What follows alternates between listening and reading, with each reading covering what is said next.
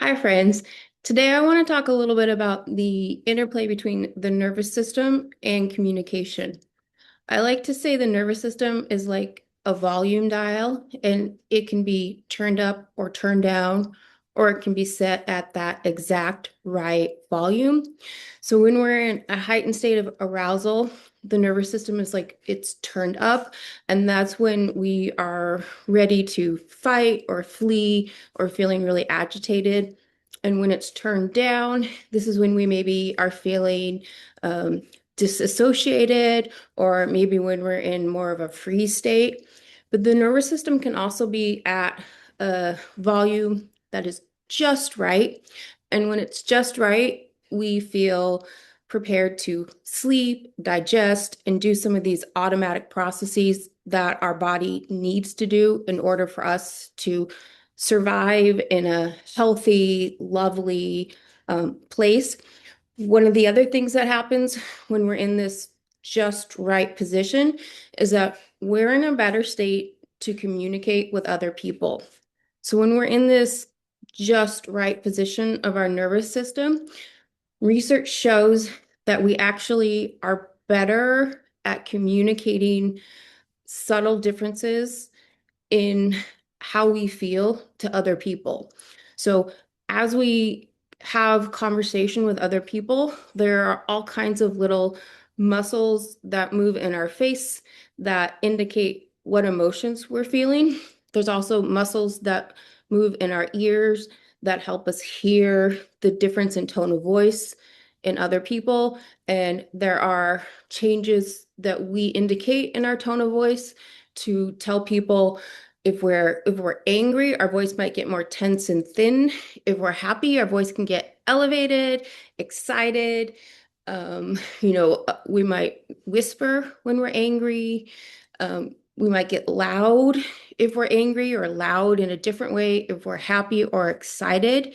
And we're better at making these differentiations in our communication when we're in that kind of that right volume dial space. I'm going to try not to mix metaphors and stay with one metaphor. So we're at that right dial, that right level on the volume dial with our nervous system. We're better at making those differentiations, and we're better at perceiving them in other people.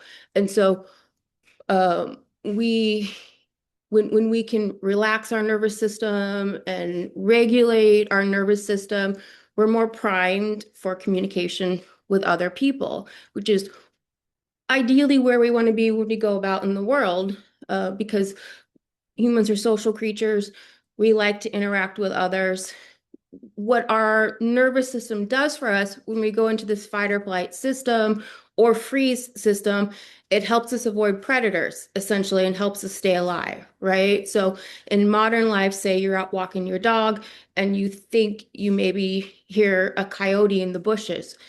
You don't need to be communicating right then. You need for your body to do other things to suddenly zoom in on that one threat, all these nuances and abilities that we have that help us communicate, build relationships, maintain relationships. Those can go out the window because you just need to survive. But in our modern lives, we don't face life or death situations nearly as much as our ancient ancestors did. Unfortunately, what happens is if we have trauma, if we don't deal with the trauma, the process the trauma, we can carry that with us. And so we might stay at a higher volume level, at a lower volume level as we move about our daily lives, and we're not able to reset to the proper, just right volume and get back to where we can um, engage in social interactions. And so really what you want to be doing when you're walking the dog is you want to be in that nice, pleasant social space so you can build and maintain relationships with your neighbors, with other dog walkers at the park, rather than be vigilant for coyotes. Because, I walk my dog every day, twice a day, and I've encountered coyotes once in 17 years of dog ownership. So really, it's much more useful for me most of the time to be in a social, happy, relaxed state. One of the primary way, or I shouldn't say primary, but a big way where this misapplication of the nervous system, or maybe an overuse of the nervous system can manifest for people who carry trauma with them. And I count myself here.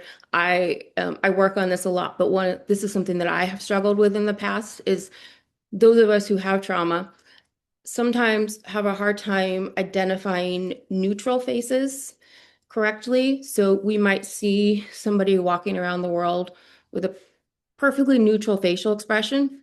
And instead of seeing that person and accurately recognizing that's a person who is lost in thought, maybe just not feeling any particularly strong emotion, we instead interpret their face as feeling a negative emotion. And the consequence of that is it's really a person who is perfectly open and available to conversation, to a social interaction, but we misinterpret that as somebody who we shouldn't be talking to because they're angry, they're cranky, they're irritated, and we avoid conversation with people who are perfectly open to conversation.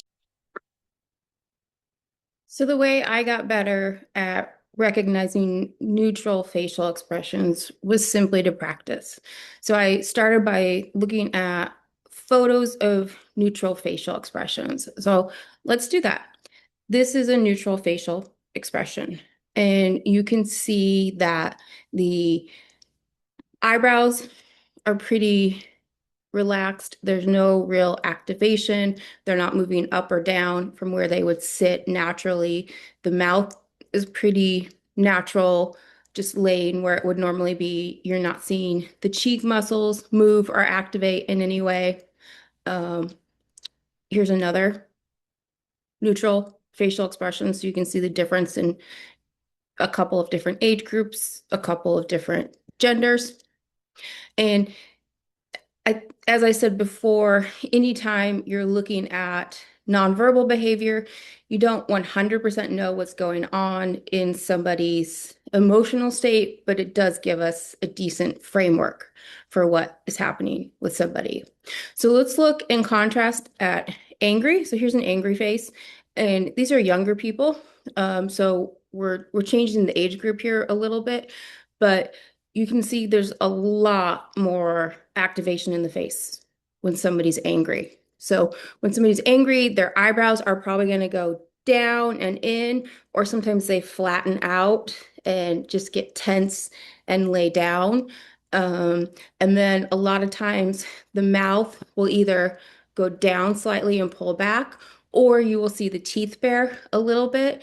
And that is something that we believe harkens back to fighting and survival instincts in nature, where animals would bare their teeth to show that they're vicious and strong and intimidate their opponent.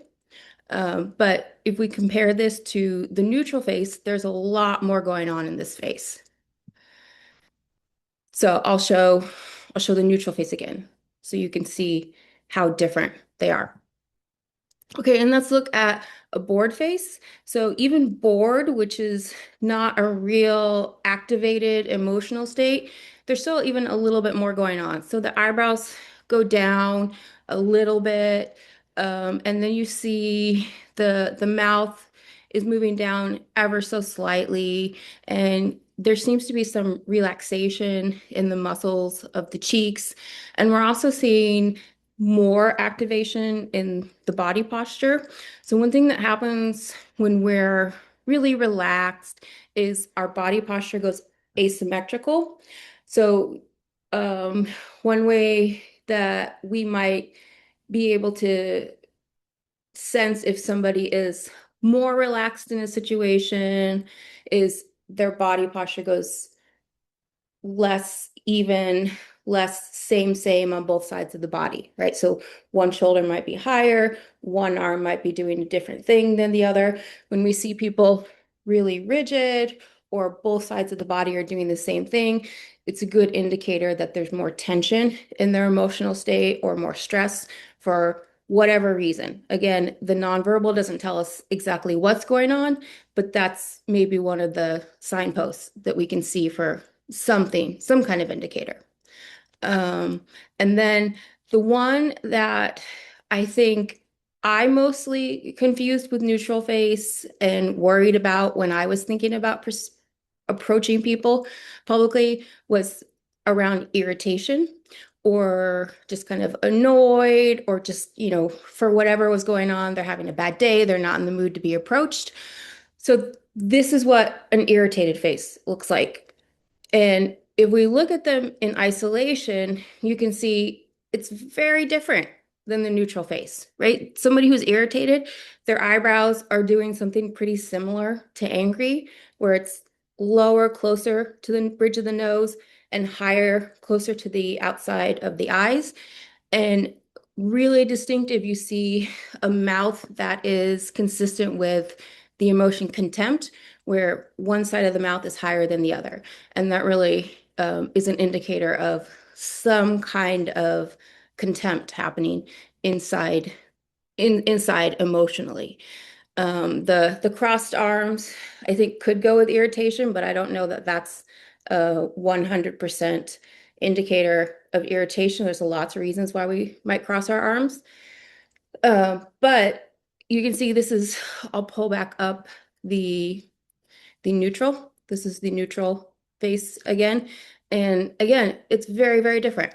So just to keep in mind that people who have neutral facial expressions, what you're seeing on their face is not any reason to avoid social interaction with them. And I think trauma can lead us to believe people with these expressions on their faces are not open to social interaction. And that is not true based on what we see on their face. There may be other reasons why it's not. There may be other social cues happening that mean it's not the time to talk to this person. But based on the facial expression, somebody with a neutral face is 100% open to social interaction. And in infinite ways, people who are working through trauma limit themselves in connecting with other people and hold themselves back from potential social interactions. And I think this is one of, oh, sorry, I just dropped my phone. I think this is one of the most major ways that people do that is by misperceiving the cue of the facial expression that they see in when they're out and about in the world. And so I really like showing this to people and showing um, how easy it is to pick up the differences once you teach yourself, because it really is very different from other facial expressions, but you have to relearn it and you have to teach yourself if you're somebody who's been through trauma. And then there's other categories like neurodivergence where you also have to teach this to yourself. But it it will help you so much in your ability to connect with new people in casual encounters. And we know that people with social support have happier lives, have better lives, and are more satisfied with their lives, live longer. There's so much research that shows social support improves our lives. And one of the ways that we need good social support is all of these casual acquaintances where you know the person who checks you in when you go to your gym and to say hi to them and ask them how their week's going. You can smile and wave at the regular person who stocks shelves at your grocery store. You know the name of the person at your coffee shop. Those social relationships are also important, and being able to recognize a neutral face is going to help you draw connections with those people. Okay, I hope this is helpful. Feel free to leave comments or ask questions, and don't forget to subscribe. Thank you.